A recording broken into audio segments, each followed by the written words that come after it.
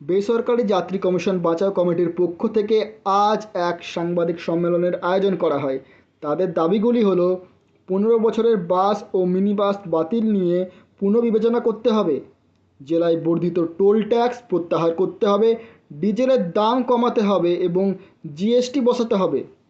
কোভিডের সময় থেকে বাস ও মিনি বাসের 2 বছরের সীমা বাড়াতে হবে, পুলিশের অতিরিক্ত ফাইন প্রত্যাহার করতে হবে, জেলায় অবৈধ চলা টোটো ও অটো বন্ধ করতে হবে, কেন্দ্রীয় মোটর ভেহিকলস আইন নিয়ে পুনর্বিবেচনা করতে হবে। এছাড়াও তাদের দাবি এবং বক্তব্যগুলি কি, চলুন শুনে নেব। কিন্তু আমাদের রিচার্জ করতে হচ্ছে, সেই রিচার্জ করলে আমরা বাসটা ট্যাকিংও পাচ্ছি না, কিন্তু সব রকম দায়ভার আমাদের উপরে এসে পড়ছে। এরপরে হচ্ছে পুলিশি জুলুম।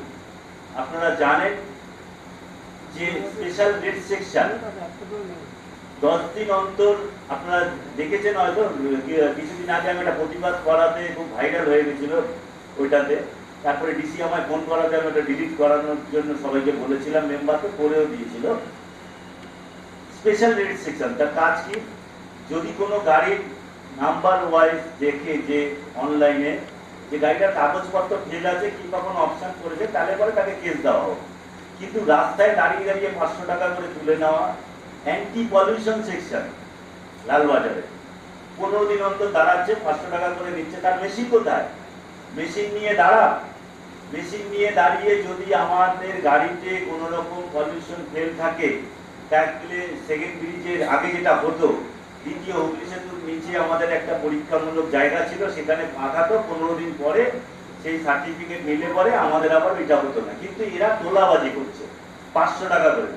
তাই আমরা আগামী দিনে এবং যারা গাড়ি রিপ্লেস করছে, আজকের দিনে তপনদা যেটা বলছিল যে কোভিড পিরিয়ডে আমাদের গাড়িটা 2 বছর এক্সটেনশনের জন্য 4 নভেম্বর আমাদের 25 নম্বর বেঞ্চ রায় চট্টোপাধ্যায় যে রায় দিয়েছিলেন, তাতে কিন্তু বলেছিল ওয়ান শটে রায় ছিল, মুখ্য সচিবকে বিবেচনা করার জন্য যে 13 বছরে গাড়িটা কাটাই হচ্ছে, স্ক্র্যাপ হচ্ছে, একে 2 বছর এক্সটেনশন করা যায় কিনা, কিন্তু করলো না রাজ্য সরকার, পরিবহন দপ্তর করলো না।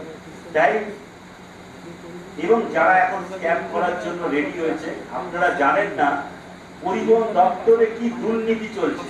একটা স্ক্যাম সার্টিফিকেট দিতে গেলে পরে 20,000 টাকা তাকে ঘুষ দিতে হচ্ছে, রিপ্লেসমেন্ট অর্ডার 1040 টাকা জমা দিতে গেলে পরে তাকে 8,000 টাকা ঘুষ দিতে হচ্ছে। আমরা বলছি মুখ্যমন্ত্রী এবং পরিবহন মন্ত্রী, পরিবহন সচিবকে স্বচ্ছতা আনুন।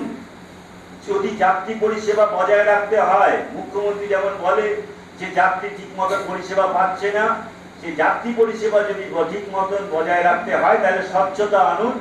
এবং 20 তারিখের মধ্যে, আগামী 20 মে মধ্যে আমরা এডিজি রাজীব কুমার এবং মুখ্যমন্ত্রী হস্তক্ষেপ চাইছি আমাদের সঙ্গে বসার জন্য। বিভিন্ন যে মানে অনৈতিক ব্যাপার চলছে এই যাত্রী পরিষেবার নাম করে, বাসের উপরে যেরকম অত্যাচার চলছে, সেই অত্যাচারের বিরুদ্ধে যদি ওনারা হস্তক্ষেপ না করে, তাহলে আমরা আজকের দিনে আমরা একটা কঠোরতম সিদ্ধান্ত নিতে বাধ্য হব এবং 22, 23, 24 মে মাসে 72 ঘন্টা বন্ধে যেতে আমরা বাধ্য হব। এটা আজকে আমরা ঘোষণা করলাম।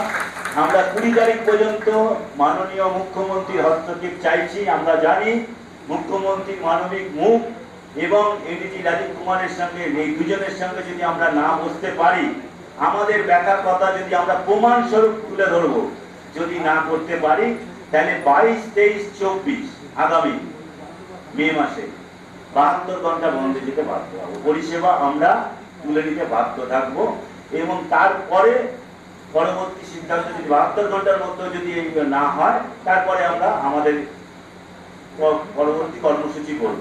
আপনারা জানেন আগামী